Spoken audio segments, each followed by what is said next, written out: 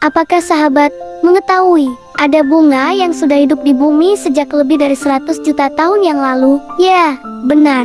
Bunga itu adalah teratai. Di Mesir kuno, teratai dianggap suci. Bunganya yang mekar di pagi hari dan menutup di malam hari dipercaya sebagai simbol kelahiran kembali dan keabadian. Reliefnya bahkan menghiasi piramida dan makam para firaun. Ribuan tahun kemudian, di India, teratai muncul dalam kitab suci Hindu. Ia menjadi bunga Dewa Brahma dan Dewi Lakshmi, lambang kesucian dan pencerahan spiritual. Dari sana, teratai menyebar ke seluruh Asia, termasuk dalam ajaran Buddha dan filosofi Tiongkok. Di Tiongkok, ia masuk ke kitab pengobatan klasik dan menjadi simbol kemurnian hati. Tak hanya indah, hampir semua bagian teratai dipakai sebagai obat. Daunnya untuk menurunkan demam, bijinya kaya antioksidan untuk kesehatan saraf, akarnya penuh serat untuk pencernaan, benang sarinya untuk jantung. Penelitian modern bahkan menemukan senyawa nusifrin yang dapat menurunkan tekanan darah dan berpotensi melawan sel kanker. Teratai menyimpan fakta menakjubkan. Lotus effect. Daunnya menolak air dan kotoran. Bunganya bisa mengatur suhunya sendiri, seperti hewan berdarah panas. Dan pada tahun 1995, ilmuwan menumbuhkan biji teratai berusia 1300 tahun.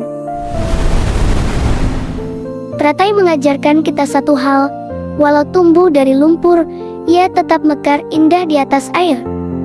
Sebuah simbol kesucian, ketahanan, dan kebangkitan spiritual.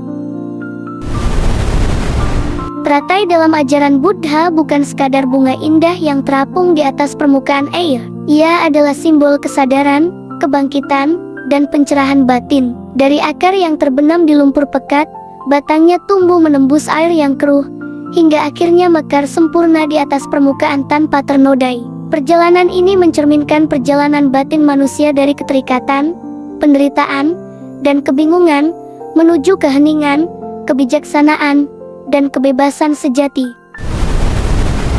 Muncul dari lumpur, tapi tidak ternoda. Lumpur melambangkan penderitaan, kesulitan, dan tantangan hidup. Teratai yang tetap murni di atasnya mengingatkan bahwa kita pun bisa hidup di tengah hiruk-pikuk dunia tanpa harus dikotori oleh keserakahan, kebencian, dan kebodohan batin. Proses tumbuhnya lambat tetapi pasti.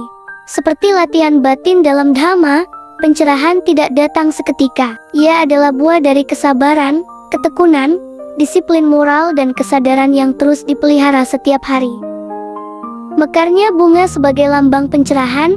Bunga teratai yang mekar penuh melambangkan pikiran yang terbuka, sadar, dan bebas. Inilah tujuan praktik spiritual, kebebasan dari penderitaan duka. Bunga yang selalu menghadap cahaya matahari. Teratai mengajarkan agar kita senantiasa mengarahkan hati pada kebijaksanaan dan kebaikan, meski berada dalam kegelapan situasi.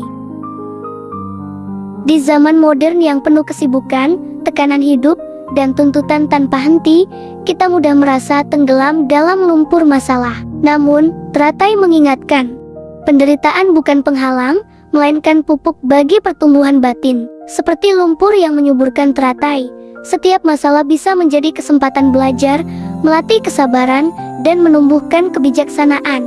Tetaplah hadir di momen ini. Teratai tidak terburu-buru untuk mekar. Ia berkembang sesuai waktunya, begitu juga kita. Jangan terjebak dalam perlombaan hidup, tetapi berjalanlah dengan kesadaran penuh, langkah demi langkah. Jaga kemurnian hati di tengah keramaian.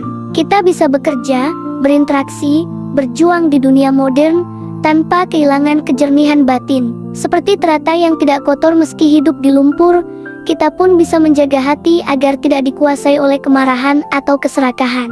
Pencerahan dimulai dari dalam. Bukan dunia luar yang menentukan ketenangan, melainkan bagaimana kita memandang, memahami, dan menerima segala sesuatu. Saat pikiran jernih, bahkan di tengah badai hidup kita tetap bisa damai.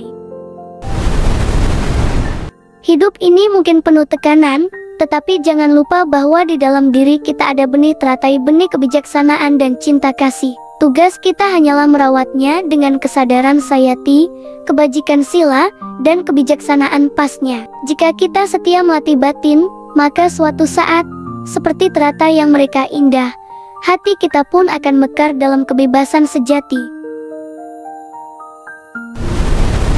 Inilah kisah panjang bunga teratai. Dari fosil purba, peradaban kuno, hingga penelitian modern. Bukan sekadar bunga, tapi simbol keabadian, kesehatan, dan harapan. Jika pesan ini menyentuh hati dan memberi makna untuk perjalanan hidupmu, mari menekan tombol jempolnya ya. Sahabat, sebagai dukungan sederhana tapi berarti. Bagikan video ini ke teman atau orang yang kamu sayangi, agar cahaya kebijaksanaan dari teratai bisa menginspirasi lebih banyak jiwa. Tinggalkan komentar tentang pelajaran hidup yang kamu rasakan, karena setiap pengalaman bisa menjadi inspirasi bagi yang lain. Dan tentu saja, subscribe channel Cirozi ini agar kita bisa terus berjalan bersama di jalan pencerahan, kedamaian, dan kebijaksanaan. Sampai jumpa!